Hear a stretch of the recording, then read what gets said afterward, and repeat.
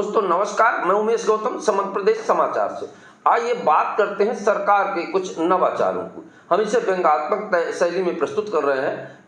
अब आपको बारीकी से ध्यान देकर सुनना चाहिए। वर्तमान सरकारों के नवाचार और समाज के हितैषी कार्यों को हम आपको बताना चाहते हैं, क्योंकि अखबार सरकार के और आम जनता के बीच में एक सेतु का कार्य करता है और आम जनता की बात सरकार तक और सरकार की बात आम जनता तक पहुंचाने का एक माध्यम है। हम उसी माध्यम के रहते एक व्यंग्यात्मक चर्चा आपको करना, अपना लेख सुनाना चाहते हैं।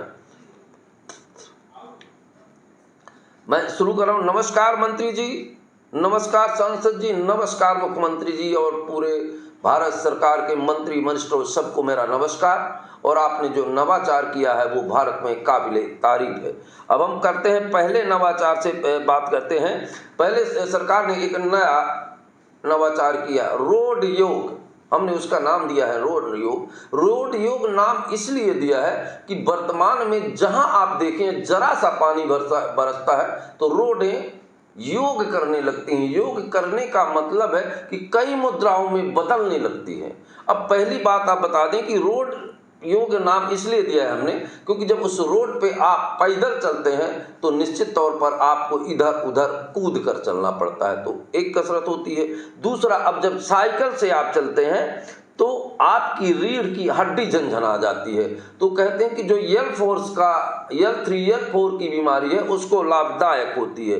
चौथी, अब जब आप बाइक से चलते हैं तो आपको ऐसा लगता है कि शरीर के हर चूले हिल रहे हैं। इतने हिचकोले, इतने झटके खाते हैं कि आपकी चूल हिलने लगती है। और वहीं जब आप कार से चलते हैं तो ऐसा महसूस करते हैं कि सावन की इस फुहार में हम झूला झूल रहे हैं, और वो भी बिना किसी जिम के, किसी फीस के। ये सारी आनंद वर्तमान में गड्ढे युक्त रोड में आपको मिल रहे हैं। इसलिए हमने इसका नाम दिया है रोड योग। इस रोड पे चलिए, आपको जिम जाने की जरूरत नहीं है, योग करने की जरूरत नहीं है। आपकी सारी व्यवधान, सारी समस्याएं और यहाँ तक कि एक्सीडेंट भी कम होंगे। शासन के इस नवाचार को हम धन्यवाद देते हैं। अब सरकार ने दूसरा नवाचार किया है, इस पर भी हम चर्चा करते हैं। जैसे दूसरा नवाचार सरकार का आत्मनिर्भर भारत ने बनाने के लिए सरकार ने बहुत अच्छे कदम उठाए हैं। उन कदमों पे अगर चला जाए तो भारत को आत्मनिर्भर होने से कोई नहीं रोक सकता। पहले अब आपको बता रहे हैं कि शिक्षा विहीन स्कूल, ये डिजिटल इंडिया है भाई। यहाँ स्कूल में शिक्षक की जरूरत नहीं, केवल छात्रों की जरूरत है, क्योंकि छात्र आत्मनिर्भर हो रहे हैं। पूरे मध्य प्रदेश में 50 ऐसे विद्यालय हैं, विद्यालय तो है पर शिक्षक नहीं है। पर ये आप मत समझिए कि सरकार गलती कर रहा है। सरकार नवाचार कर रहा है। आत्मनिर्भर भारत की सरकार की मंशा है कि बच्चे स्वयं स्कूल जाएं, स्वयं पढ़ें और स्वयं पढ़ाएं, और वहां जाके भात रोटी खाएं और घर आएं, तभी भारत आत्मनिर्भर बनेगा, ताकि सरकार के खर्चे भी बचें और बच्चे विश्व गुरु बनने के तैयार हो जाएं। क्योंकि जब आत्मनिर्भर हो जाएंगे, बगैर शिक्षक के पढ़ लेंगे, बगैर गुरु के ज्ञान प्राप्त कर लेंगे, यही आत्मनिर्भर की पहली पहचान है। और पहली पहचान, जब बच्चे आत्मनिर्भर हो जाएंगे तो भारत को आत्मनिर्भर बनाने से कौन रोक सकता है। भारत सरकार का ये नवाचार काफी सराहनीय योग्य कदम है।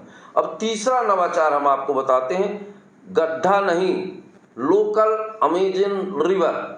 सड़क में आपने देखा हुआ बीच बीच में बड़े बड़े गड्ढे हो गए हैं, बरसात में उसमें टेहुनन तक पानी भरा हुआ है, तो उसे आप ये नहीं कह सकते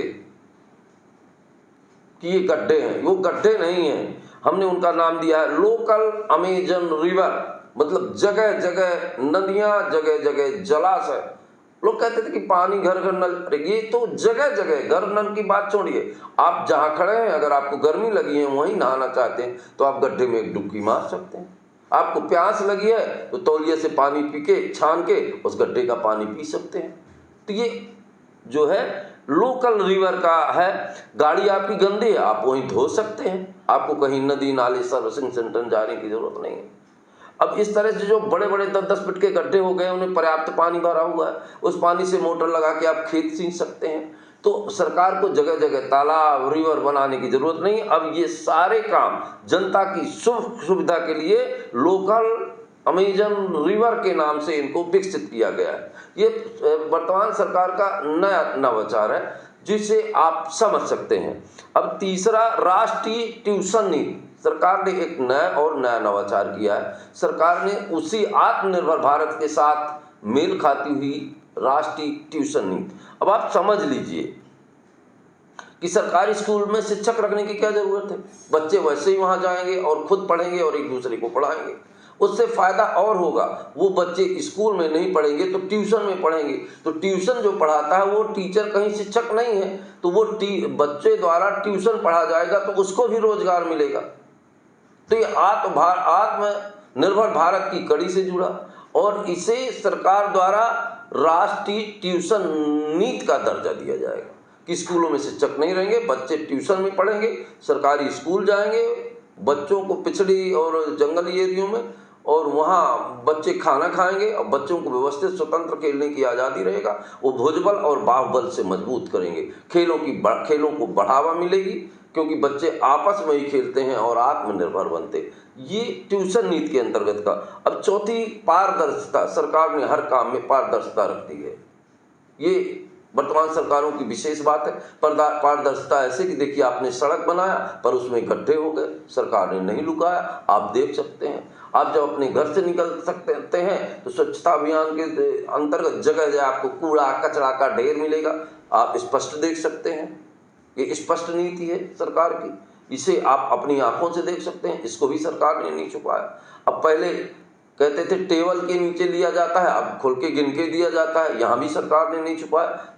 मतलब सारी चीजें खुलेआम हो रही हैं, चाहे वो ट्रांसपोर्ट हो, ठेका हो, सबको खुलेआम कर दिया जा रहा है।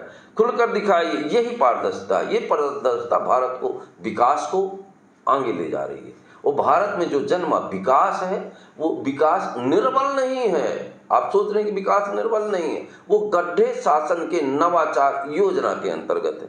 अब आपको छठवां, स्मार्ट चश्मा। सरकार अभी एक नया चश्मा लॉन्च करने जा रही है।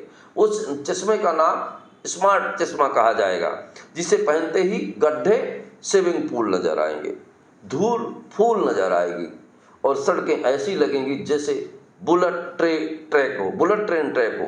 ये चश्मा नया भारत देखेगा और ये चश्मा बहुत जल्दी नवाचार के आधार पर लॉन्च किया जाएगा।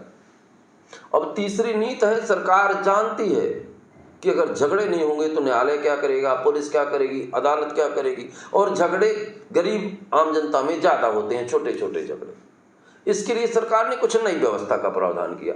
सरकार ने कुछ गांवों में पट्टे दे दिए, जमीन दे दिए, पर गांवों में नक्शे नहीं है। तो नक्शा ना होने की वजह से पटवारी सही तरीके से नाप नहीं सकता, इसलिए गांव के लोग एक एक बीता के लिए आपस में लड़ते रहते हैं।